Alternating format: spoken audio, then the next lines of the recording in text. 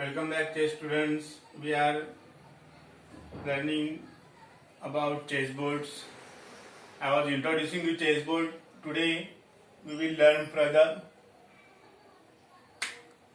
Students, the chessboard is in square shape, as we all know that. Today we are going to learn about the king side and queen side of the chessboard. If you observe this chessboard, I have already introduced you the files, ranks and diagonals. The king side and queen side of the chessboard is related with files. Look at this board. There are total 8 files. They are named as file A, file B, file C, file D, file E, file F, file G and file H. On this board, the board can be divided into two parts, king side and queen side.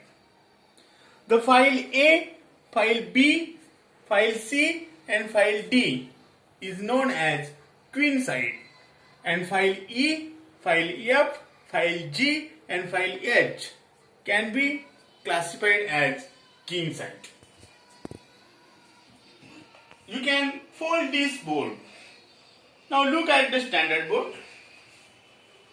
You can fold this board as a king side and queen side.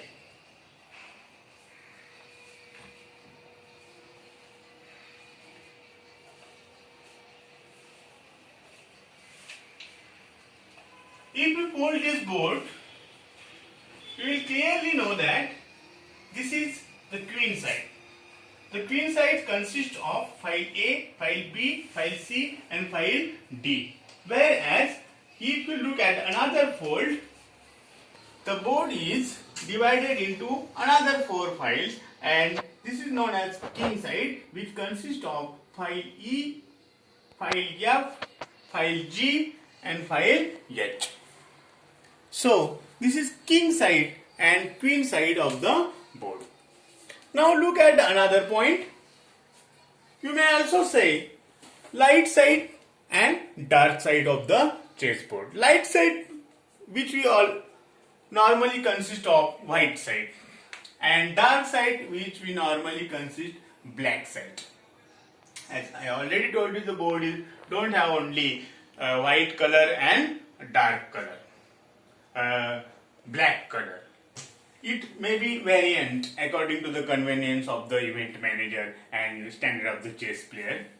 So light side and dark side of the board is related mainly with the ranks. First, second, third and fourth rank of the board is normally known as light side of the chessboard. This is the battlefield of the light side or white. File 8, 7, 6 and 5. These ranks are known as the dark side or black side of the player. So the board can be folded again into 2 parts. Look at the standard board. If you fold this board, it may look like this. The half sides, which consist of rank 1st, 2nd, 3rd and 4th, is light side of the chessboard, and the ranks 8th, 7th, 6th and 5th, you may also count in this way, 5th, 6th, 7th and 8th, which we know as black side or dark side. So this is the light side and dark side of the chessboard. Another important thing on the chessboard to know is center of the chessboard. The center of the chessboard is very important for the player who want to win the game, or at last to remain for a longer time. I would like to tell you a small story about the voyages which were found a way to come to American continent and Indian subcontinent, especially India. In ancient time, European traders used to do their trades, perform their trade activities through the Constantinople, which is at the center of the continents. But meanwhile, Turkestan has control over Constantinople and they deny the way for the European traders. And after that, European countries sent their voyagers to find out the ways to go to the subcontinent because of the spices trade was very profitable. And sailors found out many different ways to go to another continents. That is not a part here.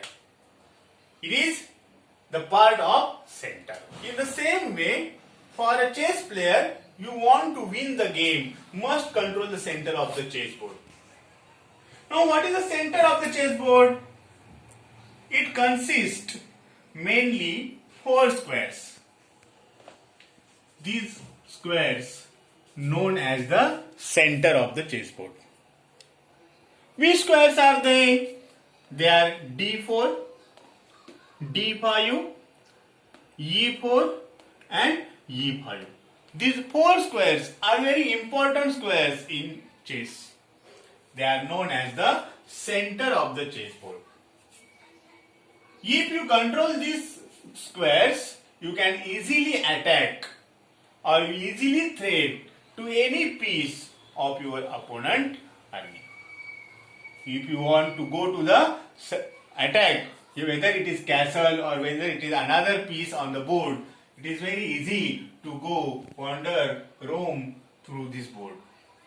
But if you do not have any control on the center and if you attack on this square, suppose, then from your side you have to go in another ways and that is a long way. So any chess player, ambitious chess player must know how to control the center. The center consists of 4 squares, E4, E5, D4, D5. After that comes to the subcenter. Subcenter is also one important concept. The squares around the center are known as subcenter and these are the squares which are known as subcenter. Subcenter is bigger one, but the master always want to control the subcenter also, because even if you control the center, you cannot remain it for a long time without the control of subcenter. Subcenter consists of these squares, that is F3, F4, F5, F6, E3 and E6, D3 and D6, and after that C3, C4, C5 and C6.